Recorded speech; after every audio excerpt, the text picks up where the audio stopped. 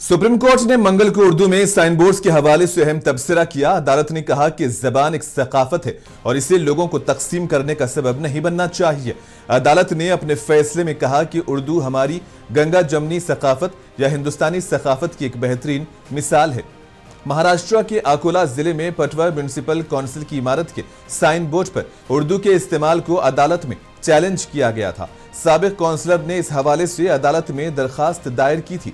अदालत ने अपने फैसले में कहा कि किसी भी जबान के बारे में हमारे गलत फहमियों और तासुबात को सच्चाई से परखा जाए। हमें उर्दू और हर जबान के साथ दोस्ती करनी चाहिए। अदालत ने मजीद कहा कि यह गलत फहमी है कि उर्दू हिंदुस्तान के लिए अजनबी है। उर्दू वो जबान है जो हमारी ही सरजमीन पर पैदा हुई। अदालत ने अपने फैसले में कहा है कि जबान कोई मजहब नहीं है और ये मजहब की नुमाइंदगी नहीं करती। जबान किसी कम्युनिटी, इलाके या किसी कौम से ताल्लुक रखती है, किसी मजहब से नहीं। अदालत ने कहा कि हमें अपने तनव्वुर का एहतराम करना चाहिए।